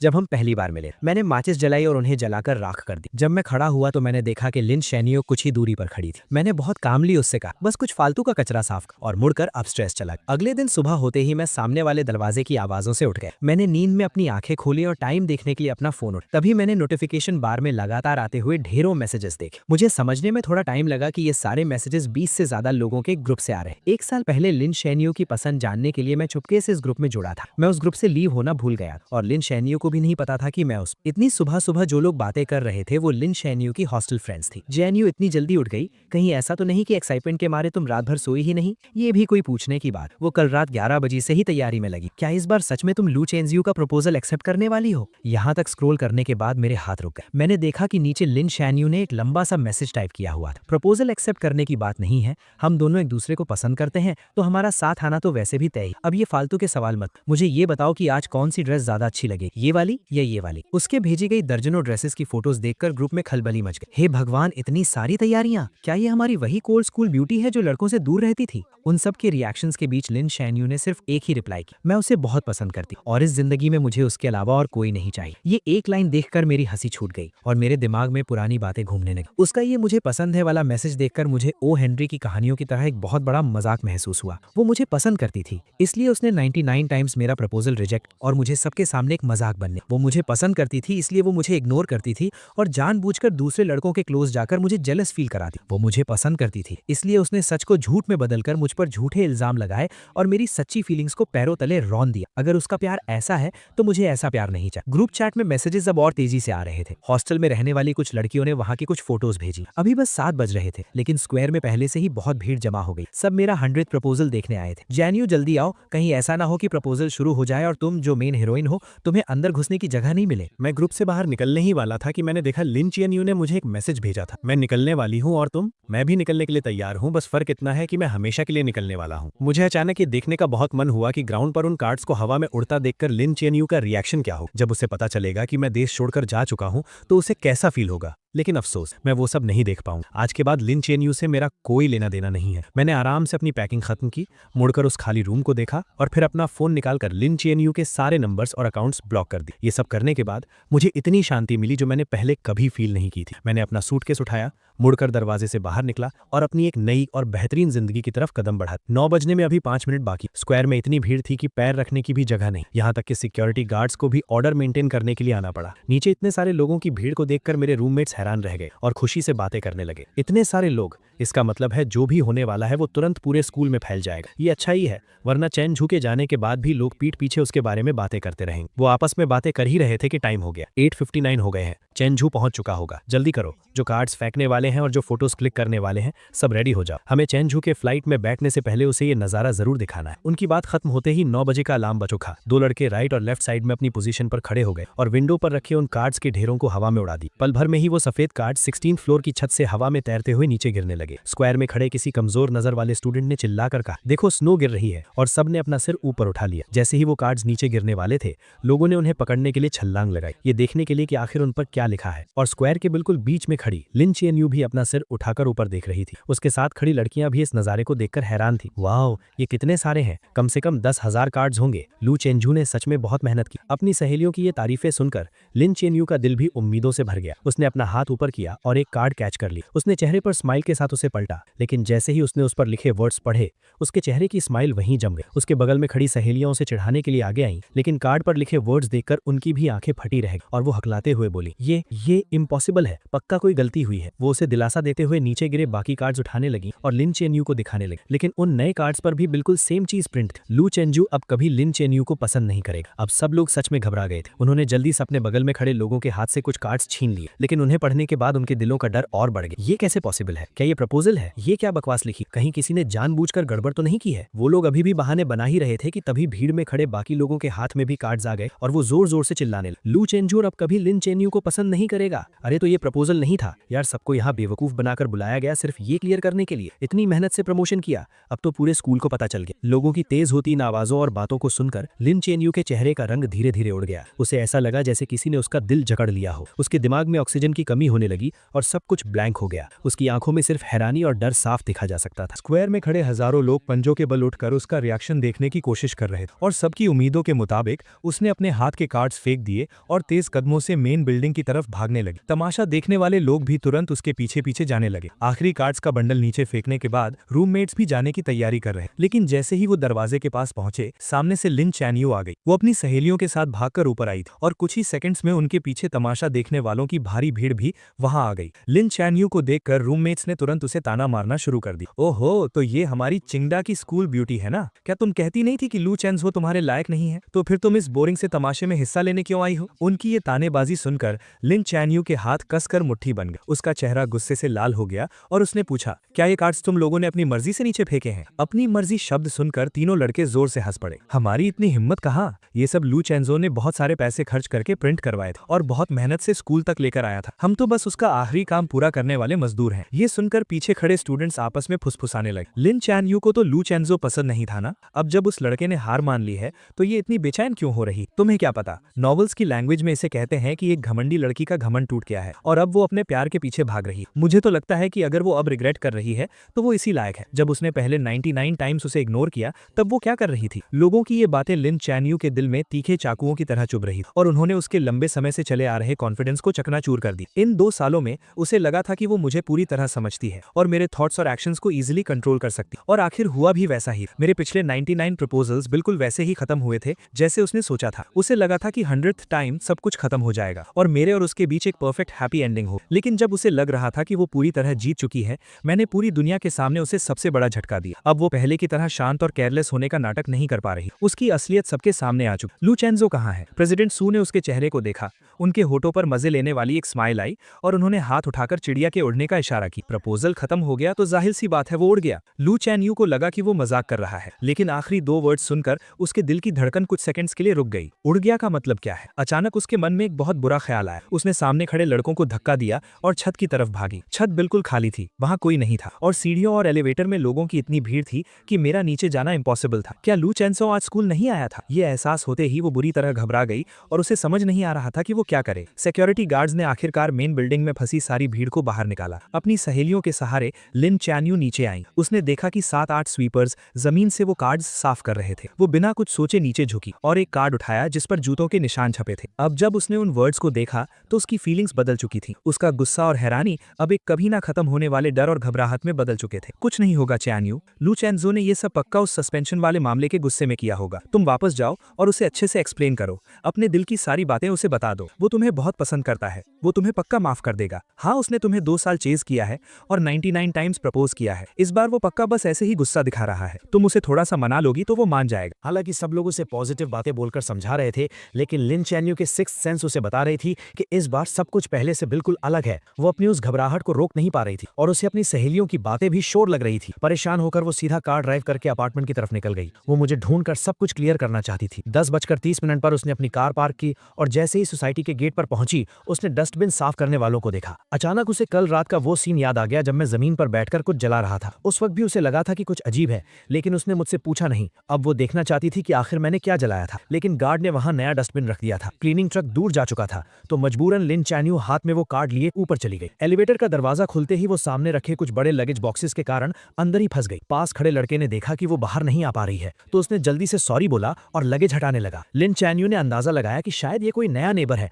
जो पास वाले अपार्टमेंट में शिफ्ट हुआ है, लेकिन जैसे ही वो अपने दरवाजे पर पहुंची उसने देखा कि सामने वाला दरवाजा आधा खुला हुआ था। उसने हाथ उठाकर नॉक किया। अंदर बिल्कुल सन्नाटा था। इस अजीब सन्नाटे की वजह से लिन चैन यू की भौएं सिकुड़ गईं। वो बस दरवाजा खोलकर अंदर देखने ही वाली थी कि पीछे से एक लड़के की आवाज आई, हेलो, मैं 1705 का नया ओनर हूँ, अभी शिफ्ट हुआ हूँ, प्लीज मेरा ख्याल रखिएगा। 1705 सुनकर लिन चैन यू ने बिना सोचे दरवाजे की नेम प्लेट पर देखा। अगले ही पल वो एक मूर्ति की तरह वहीं जम गई। वो लड़का अपना लगेज लाते हुए बहुत एक्साइटमेंट के साथ अपना इंट्रोडक्शन दे रहा था, लेकिन लिन चैन यू ने उसकी एक बात नहीं सुनी। वो अचानक मुड़ी और उसकी नजरें उसके लेफ्ट साइड वाले दरवाजे पर टिक गई। 1705 का डोर नंबर, 1705 का नया ओनर, तो पुराना ओनर कहाँ गया? एजेंट ने बताया कि वो आज सुबह ही शिफ्ट हो गए। क्या आप उन्हें जानती हैं? क्या आप मुझे उनका कॉन्टैक्ट नंबर दे सकती हैं? ऐसा लग रहा था कि उन्हें जाने की बहुत जल्दी थी। उन्होंने इस अपार्टमेंट का प्राइस बहुत कम रखा था तो मैंने जल्दी से इसे खरीद लिया। मैं उन्हें एक बार थैंक यू बोलना चाहता था। इन कुछ शब्दों ने लिन चैन यू का दिमाग सुन कर दिया। काफी देर तक वहीं खड़े रहने के बाद उसे अचानक होश आया। वो साइड हुई और उसने उस आधे खुले दरवाजे को धक्का देकर खोल दिया। रूम पूरी तरह खाली था। कुछ फर्नीचर को छोड़कर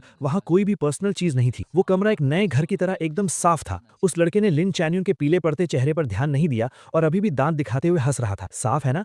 एजेंट ने बताया कि उस भाई ने 3 दिन तक सफाई की क्योंकि सारा सामान ले जाना मुश्किल था तो उसने बहुत सी चीजें फेंक भी दी। लिन चैन यू को याद ही नहीं था कि वो अपने घर वापस कैसे पहुंचा। जब उसे होश आया तो उसने खुद को दरवाजे के पास जमीन पर गिरा हुआ पाया। उसके पैरों में कोई जान नहीं बची थी और वो पूरी पसीने में भीगी हुई थी, जैसे अभी अभी पानी से निकाली गई हो। उसने अपना फोन निकाला, वी चैट पर मेरी प्रोफाइल ओपन की और कांपते हाथों से कुछ वर्ड्स टाइप किए। तुम यहाँ से शिफ्ट क्यों हो गए? जैसे ही उसने सेंड बटन दबाया, स्क्रीन पर एक लाल निशान आ गया। उस लाल निशान को देखकर उसकी आंखें कुछ सेकंड्स के लिए वहीं टिक गईं। फिर भी उसे यकीन नहीं हुआ तो उसने कुछ और मैसेजेस सेंड किए, लेकिन हर बार वही सेम फेल्ड मैसेज की वार्निंग आई। फोन की स्क्रीन को देखकर उसे ऐसा लगा जैसे किसी ने उसका गला घोंट दिया हो और उसकी सांस रुकने लगी। जैसे ही उसकी सांस रुकने वाली थी, फोन बजा। उसने अपना हाथ हटाया और फोन उठाया। तभी उसे अपनी रूममेट की घबराई हुई आवाज सुनाई दी। चीएनयू, गड़बड़ हो गई। लू चेंजू इटली चला गया है। मैंने अभी अभी नोटिस बोर्ड पर एक्सचेंज स्टूडेंट लिस्ट में उसका नाम देखा है। ये बात लिन चीएनयू के दिल में किसी बिजली की तरह गिरी और एक तूफान ले आई। उसने कैबिनेट पकड़कर खड़े होने की कोशिश की, लेकिन उसके सुन्न पड़े पैर उसका साथ नहीं दे रहे थे। वो सीधे सिर के बल जमीन पर गिर पड़ी और उसका माथा दीवार के कोने से जोर से टकराया। वहां एक गहरा घाव हो गया और खून तेजी से बहने लगा। पास गिरे फोन से घबराई हुई आवाजें आ रही। तुम्हें क्या हुआ है? हम अभी आ रहे हैं। लिन चीएनयू के पास अब इन बातों को समझने का टाइम नहीं था। उसने अपना हाथ उठाकर अपने घाव को दबाया। उसे ऐसा लग रहा था जैसे उसके दिमाग को चींटियां कुतर रही हों। वो नसों का दर्द बर्दाश्त से बाहर था। वो सिकुड़कर गोल हो गई और उसके गले से दर्द भरी कराह निकलने लगी। उसकी आंखों के सामने अंधेरा छा गया। पूरी तरह बेहोश होने से पहले उसके दिमाग में बस वही एक लाइन चल रही थी जिसे उसने आज ना जाने कितनी बार पढ़ा था और जो उसके दिल पर छप चुकी थी। लू चेंजू अब कभी लिन चीएनयू को पसंद नहीं करेगा। लिन चीएनयू को बहुत गहरी चोट आई थी। किस्मत से उसकी जान बच गई, लेकिन उसे आईसीयू में एडमिट करना पड़ा। जब उसे होश आया तो उसे पता चला कि 3 दिन बीत चुके हैं। उसकी सहेलियों ने उसके बेड के पास खड़े होकर चैन की सांस ली और फिर उसे बताने लगी कि उसके बेहोश रहने के दौरान क्या क्या हुआ था। जो खबर उन्हें मिली थी उसके हिसाब से लू चेंजू 3 दिन पहले ही इटली पहुंच चुका था, लेकिन अभी तक उसके एडमिशन की फॉर्मेलिटीज पूरी नहीं हुई थी। सुना है कि लिस्ट पब्लिक होने के बाद किसी ने स्कूल में उसकी कंप्लेन कर दी कि उसने अभी कुछ टाइम पहले एग्जाम में चीटिंग की थी, इसलिए उसका एक्सचेंज प्रोग्राम कैंसिल कर देना चाहिए। अगर उसका प्रोग्राम कैंसिल हो गया तो उसे पक्का वापस आना पड़ेगा। चीएनयू, तुम टेंशन मत लो, वो कहीं भाग नहीं सकता। लिन चीएनयू का दिल जोर से धड़कने लगा और उसकी आंखें फटी की फटी रह गईं। वो अभी इस शॉकिंग न्यूज से बाहर भी नहीं आ पाई थी कि दरवाजे पर नॉक हुआ। एक रूममेट भागकर दरवाजा खोलने गई और बाकी तीनों हैरानी से देखने लगी। उन्होंने देखा कि फेमस प्रोफेसर जांग बहुत गुस्से में अंदर आए। उन्होंने बेड पर लेटी लिन चीएनयू की तरफ एक नजर देखा। उनका वो बिना कुछ कहे डराने वाला ऑरा ऐसा था कि कोई उनसे आंख नहीं मिला पा रहा था। तुम ही लिन चीएनयू हो ना? सुना है चेंजू और जू यानचू वाले चीटिंग केस में तुमने ही गवाही दी थी। मुझे तुमसे बात करनी है। ये सुनकर रूममेट्स वहां रुकने की हिम्मत नहीं कर पाई और तुरंत वार्ड से बाहर चली गईं। धीरे धीरे बंद होते दरवाजे को देखते हुए लिन चीएनयू ने हल्का सा अपना सिर उठाया। हाँ, मैंने ही गवाही दी थी। ये जवाब सुनते ही प्रोफेसर जांग का चेहरा गुस्से से लाल हो गया और उन्होंने अपनी आवाज तेज करते हुए कहा, चेंजू ने मुझे बताया कि तुमने झूठी गवाही दी है। इतने बड़े मामले में तुमने झूठ बोलने की हिम्मत कैसे की? क्या तुम्हें पता भी है कि इसका उसके फ्यूचर पर क्या असर पड़ेगा? अगर ऑफिशियल नोटिस आ गया और ऊपर से जो कंट्रोवर्सी तुम्हारे कारण इंटरनेट पर हुई थी उसे मिला दें तो उसकी पूरी जिंदगी तुम्हारे हाथों बर्बाद हो जाएगी। वो तुम्हें पसंद करता है, लेकिन अपने दिल पर हाथ रखकर बताओ, क्या इन 2 सालों में उसने कभी तुम्हारे साथ कुछ बुरा किया है? क्या तुम उससे इतनी नफरत करती हो कि उसे पूरी तरह से बर्बाद करना चाहती हो? अगर तुम्हारे अंदर थोड़ी सी भी इंसानियत बची है तो तुरंत स्कूल एडमिनिस्ट्रेशन के पास जाकर उन्हें सच बताओ। ये बातें सुनकर लिन चीएनयू का दिमाग सुन्न हो गया और उसका दिल घबराहट से तेज धड़कने लगा। उस वक्त वो बस इस बात से गुस्सा थी कि मैंने क्लब पार्टी में उसे चूज नहीं किया था।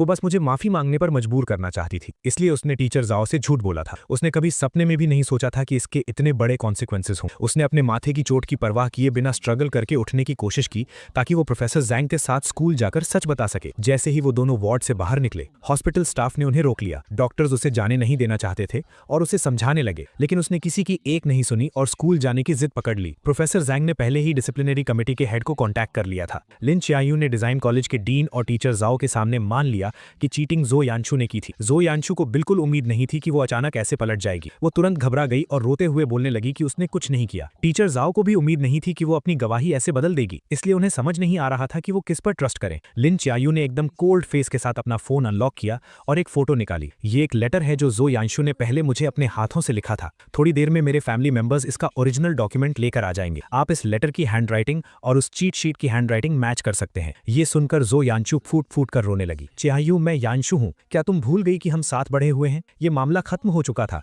तुम झूठ क्यों बोल रही हो? लिन चीएनयू ने देखा कि इतने सॉलिड प्रूफ के बाद भी वो मुकरने की कोशिश कर रही है। उसकी आंखों में एक गहरी नफरत आ गई। मैंने तुम्हें कभी पसंद नहीं किया।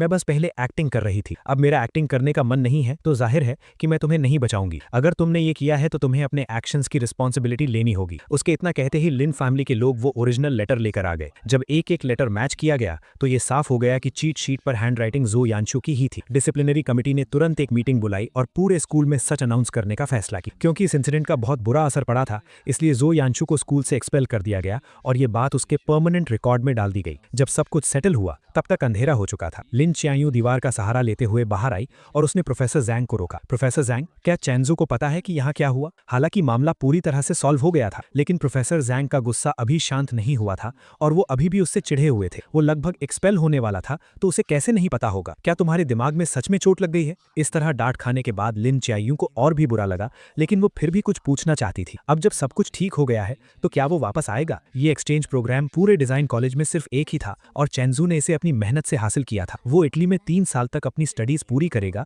और वापस आने के बाद उसका फ्यूचर बहुत ब्राइट होगा। वो वापस क्यों आएगा? और वैसे भी क्विंगडा में तुम्हारे जैसे लोग हैं, अगर वो वापस नहीं आएगा तो कम से कम उसे तकलीफ तो नहीं सहनी पड़ेगी। अगर मुझे पता होता कि वो इतना अंधा है कि तुम्हारी जैसी लड़की को पसंद करेगा, तो मैंने उसे उसी वक्त समझाया होता कि पार्टनर चुनते वक्त अपनी आंखें खुली रखनी चाहिए। जब मुझे प्रोफेसर जैंग का सब कुछ ठीक होने वाला कॉल आया, मैं बीच पर सन बात ले रहा था। मुझे नहीं पता कि प्रोफेसर ने लिन च्यायू से सच कैसे उगलवाया, लेकिन मैंने उन्हें दिल से थैंक यू कहा। प्रोफेसर जैंग ने मुझे कुछ और एडवाइस दी और फिर अपनी मीटिंग के लिए चले गए। मैंने अपने बगल में रखा जूस पिया और आराम से अपनी बीच चेयर पर लेट गया। 3 दिन पहले मैं इटली पहुंचा था और मेरा प्लान सीधा एडमिशन की फॉर्मेलिटीज पूरी करने का था, लेकिन स्कूल एडमिनिस्ट्रेशन ने वेरिफिकेशन के लिए चाइना कॉल किया और अचानक मुझे बताया कि मेरे एडमिशन में कोई प्रॉब्लम है और अभी प्रोसेस नहीं हो सकता। मैंने अपने रूममेट से पूछा, तब मुझे पता चला कि किसी ने छुपकर मेरी कंप्लेन की है। इसलिए मैंने प्रोफेसर जैंग को कांटेक्ट किया, उन्हें सारी बात बताई और उनसे हेल्प मांगी। हालांकि प्रोफेसर जैंग चिंगडा के बहुत रिस्पेक्ट वाले इंसान हैं, लेकिन मुझे पता था कि इस सिचुएशन को क्लियर करना बहुत मुश्किल होगा और मैं किसी भी तूफान का सामना करने के लिए रेडी था। सच कहूं तो लिन च्यायू से मिलने के बाद से मेरा स्ट्रेस सहने का लेवल बहुत बढ़ गया था। अब जब मैं एक्सपेल होने जैसी बड़ी प्रॉब्लम को फेस कर रहा था,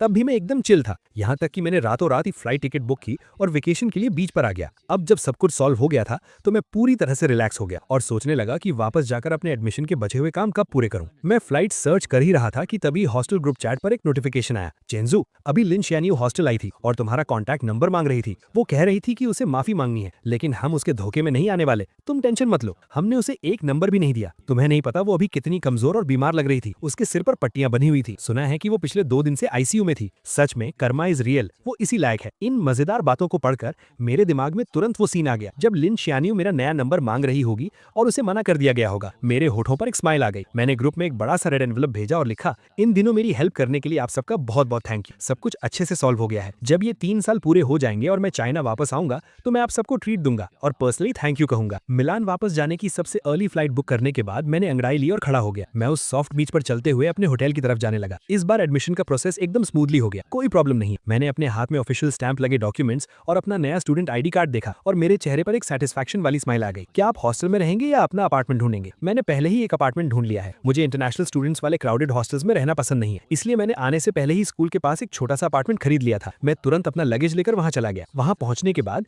मैंने अपने सामने सीढ़ियां देखी और अपने भारी सूटकेस को उठाने की कोशिश की और एक लंबी सांस ली। मैं सोच ही रहा था कि क्या मुझे पैसे देकर किसी से हेल्प लेनी चाहिए कि तभी एक बहुत ही खूबसूरत लड़की मेरे पास आई। उसने इंग्लिश में मुझसे पूछा कि क्या मुझे हेल्प चाहिए। मैंने जल्दी से सिर हिलाकर हाँ कर दी। उस खूबसूरत लड़की ने मेरा लगेज उठाने में हेल्प की और हम सीढ़ियां चढ़ने लगे। रास्ते भर हम बातें करते रहे। अपार्टमेंट के दरवाजे तक पहुंचते पहुंचते हमने एक दूसरे को इंट्रोड्यूस भी कर दिया था। मैंने थोड़ा झुककर उसे थैंक यू कहा, लेकिन उसने अपनी लाल हो चुकी हथेलियां दिखाई और मजाक करते हुए बोली, मैंने तुम्हारी हेल्प की है, क्या सिर्फ एक थैंक यू काफी होगा? अगर तुम्हें प्रॉब्लम ना हो तो क्या तुम मुझे अपना बिजनेस कार्ड दे सकते हो? ये सुनकर मैं एक पल के लिए हैरान रह गया, लेकिन जल्द ही समझ गया कि मैंने अपनी पॉकेट्स में बहुत ढूंढा, लेकिन मुझे कोई कार्ड नहीं मिला। मैंने बहुत सॉरी फील करते हुए कहा, सॉरी मेरे पास कार्ड नहीं है। तभी उसने पता नहीं कहां से एक पेन निकाला और अपना हाथ मेरे सामने कर दिया। प्लीज अपना फोन नंबर मेरे हाथ पर लिख दो। मैं कुछ सेकंड्स के लिए झिझका, लेकिन फिर मैंने पेन लिया और उसके हाथ पर अपना नंबर लिख दिया। नए अपार्टमेंट में शिफ्ट होने के बाद मैं कई दिनों तक बिजी रहा और आखिरकार मैंने घर को अच्छे से सेट कर लिया। रात को मुझे एक मैसेज मिला कि इस बैच के सभी इंटरनेशनल एक्सचेंज स्टूडेंट्स की रिपोर्टिंग पूरी हो चुकी है और कल ऑडिटोरियम में एक वेलकम सेरेमनी होगी। मैंने टाइम नोट कर लिया और अगले दिन सुबह जल्दी घर से निकल गया। इन कुछ दिनों में जब भी मुझे फ्री टाइम मिलता था, मैं स्कूल में घूमता था, लेकिन स्कूल बहुत बड़ा था और सारी बिल्डिंग्स एक जैसी ही दिखती थी, इसलिए मैं रास्ता भूल गया। टाइम होने ही वाला था और मैं किसी से रास्ता पूछने ही वाला था कि अचानक मेरा फोन बज उठा। एक अननोन नंबर था। कुछ सेकंड सोचने के बाद मैंने पिक कर ली। मुझे एक बहुत ही जानी पहचानी आवाज सुनाई दी, लेकिन मैं याद नहीं कर पा रहा था कि ये किसकी आवाज है। मैं अभी कंफ्यूज ही था कि अचानक पीछे से किसी ने मेरे कंधे पर हाथ रखा। मैंने पीछे मुड़कर देखा तो वो सिल्विया थी, वही खूबसूरत लड़की जिसने कुछ दिन पहले मेरी हेल्प की। वो स्माइल करते हुए मुझे हाय कह रही थी और उसका फोन अभी भी उसके कान पर था। तब मुझे समझ आया कि ये उसका नंबर था। मेरे चेहरे पर एक सरप्राइज भरा एक्सप्रेशन रिएक्शन आ गया। हम दोनों एक साथ हंस पड़े। तुम कहाँ खोए हुए हो? मैंने सच सच बता दिया कि मैं रास्ता भटक गया हूँ। ऑडिटोरियम का नाम सुनकर उसने तुरंत कहा कि उसे भी वहीं जाना है और वो मुझे रास्ता दिखा सकती है। मैं भी वहीं जा रही हूँ, चलो मैं तुम्हें ले चलती हूँ। मुझे उस पर कोई शक नहीं हुआ। हम दोनों एक भूल भुलैया जैसे कॉलेज कैंपस में घूमते हुए हंसते बोलते जा रहे थे। करीब 10 मिनट चलने के बाद सिल्विया ने सामने वाली बिल्डिंग की तरफ इशारा करते हुए कहा, हम पहुंच गए। मैंने अपना फोन निकालकर चेक किया और वो बिल्डिंग बिल्कुल वैसी ही लग रही थी जैसी एलुमनाई ने फोटो में भेजी थी। मैंने जल्दी से हाथ हिलाकर सिल्विया को थैंक यू कहा। ये वेलकम सेरेमनी 2 घंटे तक चली। जब मैं ऑडिटोरियम से बाहर आया तो मेरी कमर दर्द करने लगी। मैं सोच ही रहा था कि लंच कहाँ करूं, तभी अचानक मेरे सामने कोई आ गया। सिल्विया ने स्माइल करते हुए मुझे हाय कहा और मेरे लंच प्लान के बारे में पूछा। मैं खुद इस बात को लेकर परेशान था। उसने मेरी परेशानी समझ ली और एक रेस्टोरेंट सजेस्ट करते हुए मुझे साथ चलने के लिए इनवाइट किया। मैं मान गया और उसके साथ स्कूल से बाहर निकल गया। जब हम रेस्टोरेंट के दरवाजे पर पहुंचे तब मैंने देखा कि ये एक चाइनीज रेस्टोरेंट है। मेरी आंखों में थोड़ी हैरानी दिखी। क्या तुम मुझे चाइनीज फूड खिलाना चाहती हो? क्या तुम्हें ये खाना पसंद आएगा? मैंने सुना है कि तुम लोगों को यहाँ का खाना जल्दी सूट नहीं करता। मैं चाहती थी कि आज हमारा लंच बहुत अच्छा रहे और मैं भी चाइनीज फूड ट्राई करना चाहती थी, इसलिए मैंने ये रेस्टोरेंट सेलेक्ट किया। मुझे उम्मीद नहीं थी कि वो इतनी केयरिंग होगी, इसलिए मैं उसकी बात टालना नहीं चाहता था। तो ठीक है, यही रेस्टोरेंट सही रहेगा। मैं भी यहाँ का होस्ट ही हूँ, तो ये मील मेरी तरफ से होगा। मुझे उम्मीद है कि तुम्हारा पहला चाइनीज फूड एक्सपीरियंस बहुत अच्छा रहे। हम बातें करते हुए रेस्टोरेंट के अंदर गए और एक सीट ढूंढकर बैठ गए। सिल्विया के चीयरफुल और पुनाइट नेचर की वजह से हमारा लंच बहुत मजेदार रहा। हमने ईस्ट और वेस्ट के कल्चर डिफरेंसेस के बारे में बात और स्कूल में होने वाली मजेदार चीजों पर डिस्कस किया। हम बहुत जल्दी अच्छे दोस्त बन गए। लंच के बाद सिल्विया मुझे मेरे अपार्टमेंट तक छोड़ने आई। जाते वक्त उसके चेहरे पर एक उदासी सी। क्या मैं तुम्हें इस वीकेंड एक आफ्टरनून टी के लिए इनवाइट कर सकती हूँ? वीकेंड पर मौसम बहुत अच्छा था, इसलिए मैं खुशी खुशी चला गया और सिल्विया के साथ एक गार्डन कैफे में बैठकर बातें करने लगा। झील के पास से सफेद कबूतरों का एक झुंड उड़ता हुआ आया और एक पंख धीरे से मेरे सिर पर आ गिरा। सिल्विया ने देखा और हंसते हुए उसे हटाने के लिए खड़ी हुई। हम दोनों एक दूसरे के बहुत करीब और दूर से देखने पर ऐसा लग रहा था जैसे हम बहुत क्लोज हों। मैंने अपनी हंसती हुई आंखें ऊपर की और कहा,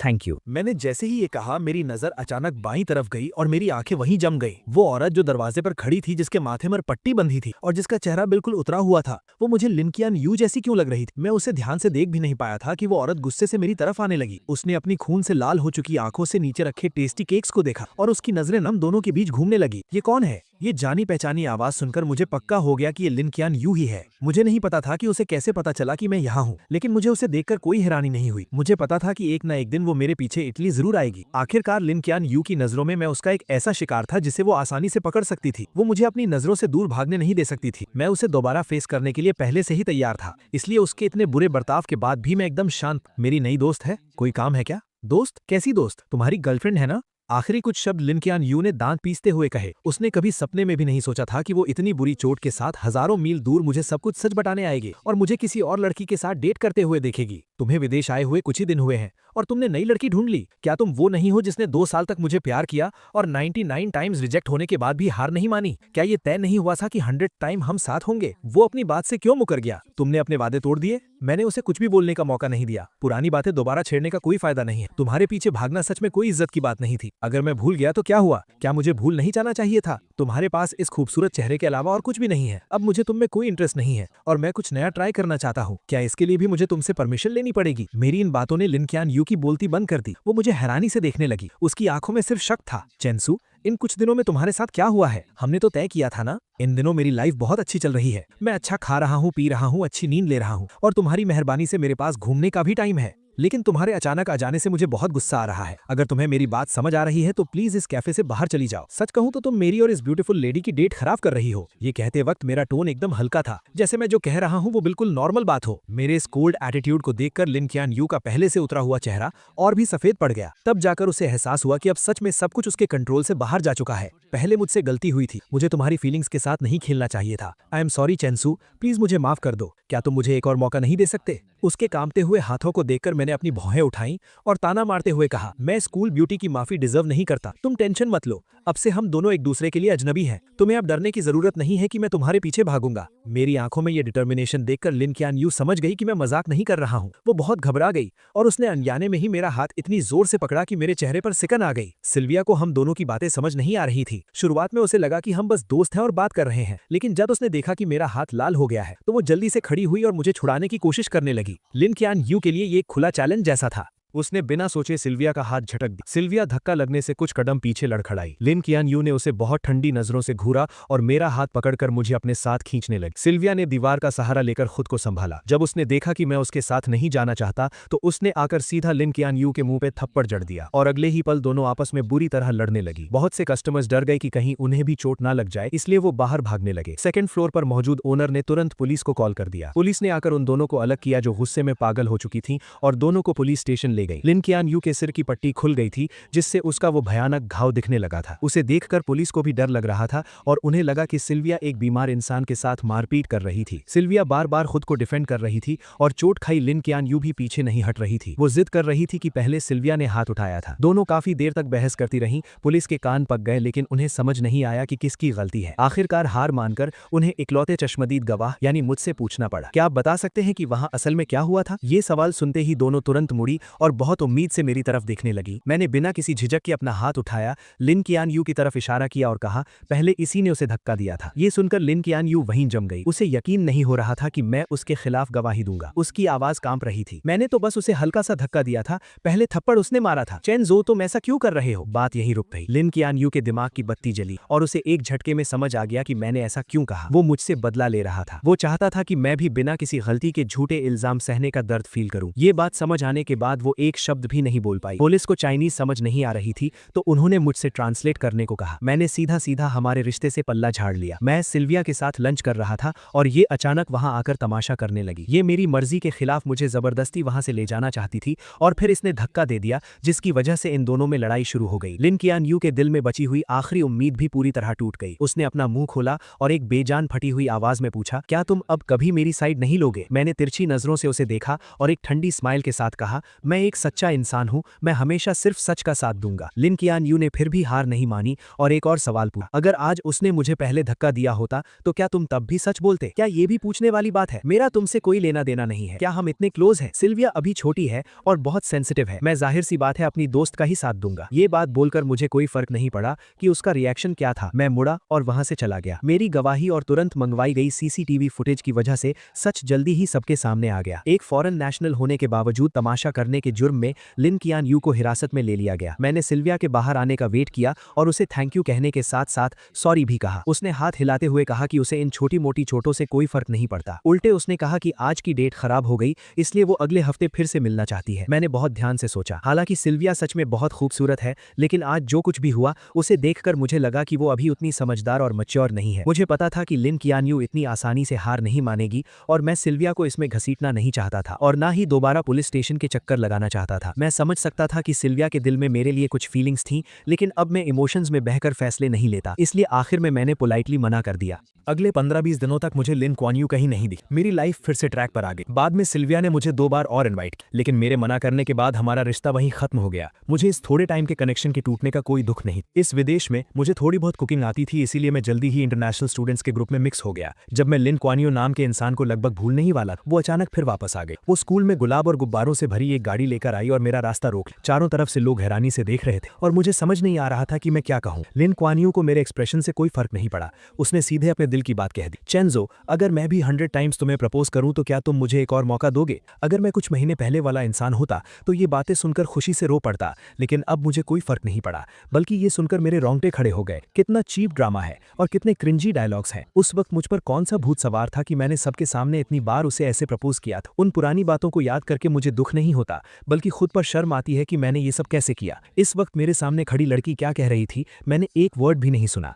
काफी देर तक कोई जवाब ना मिलने पर लिन क्वान यू और घबराने लगी। वो बेचैन हो गई और टेंशन में मेरी तरफ देखने लगी। मैंने सीधा उसकी नजरों को इग्नोर किया, पीछे मुड़ा और दूर खड़े लोगों को हाथ हिलाकर बुलाया, हाय गुचिंग शुए, गुसीची, तुम लोग कहाँ जा रहे हो? लिन क्वान यू ने मेरी नजरों का पीछा किया तब उसे समझ आया कि मैं किसी और से बात कर रहा हूँ। ये देखकर लिन क्वान यू का दिल जैसे जम सा गया। लिन क्वान यू, चेंजो, बात अभी पूरी भी नहीं हुई थी कि गुचिंग शुए नाम की वो लड़की मेरे पास आई। उसकी आवाज बहुत फ्रेंडली थी। हम कैंपिंग पर जाने का प्लान कर रहे हैं चेंजो, क्या तुम भी चलोगे? मौसम बहुत अच्छा था, वीकेंड का कोई प्लान नहीं था और सामने एक बहुत बड़ी मुसीबत मुसीबत खड़ी थी। मेरे पास मना करने का कोई रीजन नहीं था, इसीलिए मैं तुरंत राजी हो गया। मैंने हंसते हुए उससे आज रात के प्लान्स के बारे में पूछा। हम दोनों ने लिन क्वानियो की तरफ मुड़कर भी नहीं देखा, बस आपस में बातें करते हुए कैंपिंग ग्रुप में शामिल हो गए। हम सबको दूर जाता देखकर लिन क्वानियो का चेहरा बुरी तरह सफेद पड़ गया। उसने अपनी मुट्ठी कस ली और गुचिंग शुए को बहुत जलन और नफरत भरी नजरों से देखने लगी। लिन क्वानियो हमारे पीछे पीछे शहर से बाहर तक आ गई। नदी के उस पार से वो साफ देख सकती थी कि हमारे बीच क्या हो रहा है। 7-8 इंटरनेशनल स्टूडेंट्स मिलकर पार्टी कर रहे थे और बहुत खुश लग रहे। वो हमारे बीच नहीं आ सकती थी, इसीलिए वो दूर से ही देखती रही, लेकिन मुझे जितना देखती उसका दिल उतना ही भारी होता जा रहा था। मैं जो कुछ भी कर रहा था, वो गुचिंग शुए नाम की लड़की हमेशा मेरे आसपास ही थी। मेरे और उसके बीच कभी भी 10 कदम से ज्यादा की दूरी नहीं हुई और हम लगातार करीब आ रहे थे। ये क्लोजनेस बाकी लोगों जैसी नॉर्मल नहीं थी। ये देखकर लिन क्वानियो की आंखें जलन से लाल हो रही थी और उसका बस नहीं चल रहा था कि वो आकर सीधा मुझे वहां से खींच ले जाए, लेकिन उसे अच्छे से पता था कि अगर उसने ऐसा कुछ किया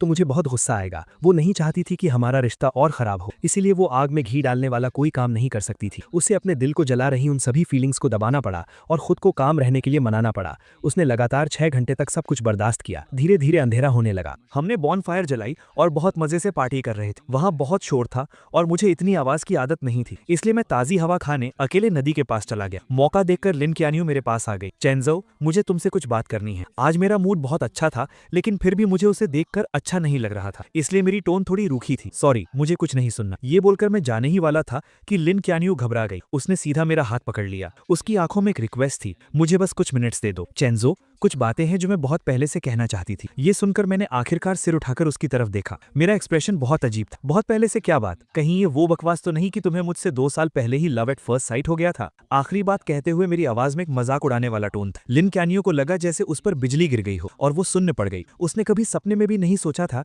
कि वो सीक्रेट जो उसने इतने अच्छे से छुपा कर रखा था वो मेरे मुंह से सुनेगी। मुझे कोई फर्क नहीं पड़ा कि वो कैसा फील कर रही है। मेरे चेहरे पर वो ताने वाली स्माइल और गहरी हो गई। लिन क्यानियो, जरा खुद सोचो, जो तुम बोल रही हो, मेरी बात छोड़ो, क्या कोई और इंसान, यहाँ तक कि तुम खुद भी इस बात पर यकीन करोगी? ऐसा कौन सा वन साइडेड लव है जो 2 साल तक एकदम परफेक्टली छुपाया जा सके? अपनी सेल्फ रिस्पेक्ट और ईगो को सेटिस्फाई करने के लिए अपने क्रश का प्रपोजल 99 टाइम्स सबके सामने कौन रिजेक्ट करता है? और हर मुश्किल और परेशानी के वक्त अपने पसंद के इंसान को बार बार दुश्मनों की साइड में कौन खड़ा करता है? क्या ये प्यार है? मुझे तो लगता है कि ये बहुत गहरी नफरत है। मेरे ये ताने सुनकर लिन क्यानियो का दिमाग सुन्न हो गया। उसने इन सब बातों को डिनाई करने की पूरी कोशिश की, लेकिन आखिर में वो खुद को डिफेंड करने के लिए एक वर्ड नहीं बोल पा। उसके मुंह से बस कुछ बेजान शब्द निकले, नहीं चेंजो, मैं सच में तुम्हें पसंद करती हूँ। मेरे आसपास के सब लोग ये बात जानते हैं, वो सब मेरे लिए गवाही दे सकते हैं। जब मुझे ही ये बात नहीं पता थी तो तुम किसे पसंद करती हो इससे मुझे क्या फर्क पड़ता है? वैसे भी मेरे पर्सपेक्टिव से तुमने शुरू से लेकर आखिर तक सिर्फ जो यानशु को ही पसंद किया है। तुम उसी के पास जाओ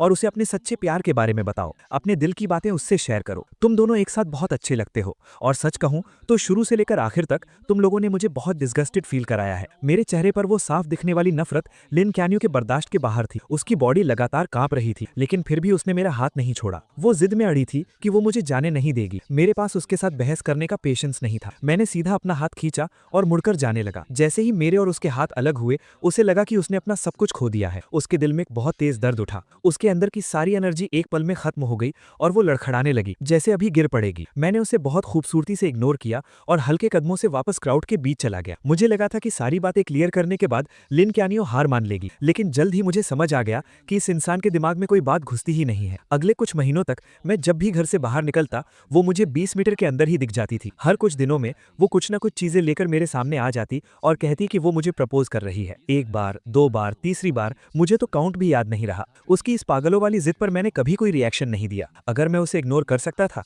तो इग्नोर कर देता, और जब हद पार हो जाती तो मैं पब्लिक न्यूसेंस के नाम पर उसे वहां से बाहर निकलवा देता। इन सब चीजों की वजह से पूरे स्कूल को लिन क्यानियो नाम के इंसान के बारे में पता चल गया था। सबको पता था कि वो पागलों की तरह मेरे पीछे पड़ी है, इसलिए वो जहां भी जाती लोग उस पर उंगलियां उठाते, लेकिन उसे कोई फर्क नहीं पड़ा। वो बस मेरी ही परछाई बनकर घूमती रही। उसे लगा कि अगर वो कोशिश करती रहेगी तो एक दिन वो मेरा दिल जीत लेगी, लेकिन रियलिटी उसकी सोच से बहुत अलग था। मैं उसके किसी भी एक्शन से इंप्रेस नहीं हुआ, बल्कि मैंने उसके सामने दूसरी लड़कियों के प्रपोजल भी एक्सेप्ट कर ली। लिन क्यानियो के पास सिर्फ बेबस होकर मुझे आसपास की लड़कियों के करीब जाते देखने के अलावा और कोई ऑप्शन नहीं। धीरे धीरे लिन क्यानियो को मुझे हमेशा लड़की लड़कियों से घिरे देखने की आदत पड़ने लगी। उसे मानना ही पड़ा कि मैंने सही कहा था, मैं कभी भी उसकी प्रॉपर्टी नहीं था। बार बार रिजेक्ट होने के बाद वो एकदम सुन्न पड़ चुकी। मैं कितनी भी कड़वी बात कह दूं या उसे कैसी भी नफरत भरी नजर से देखूं, उसे अब दर्द फील होना बंद हो गया। वो गिनती करती रही 1 से लेकर 50 तक। सर्दियां बीत गईं, स्प्रिंग आ गया और फिर अर्ली समर आ गया। उसे लगा कि दिन ऐसे ही शांति से कटते रहेंगे, 50 से 100 तक और शायद 101वीं बार भी। लिन कियानियो ने कभी हार मानने का नहीं सोचा। जब उसे लगने लगा था कि वो सब कुछ नॉर्मल तरीके से हैंडल कर सकती है,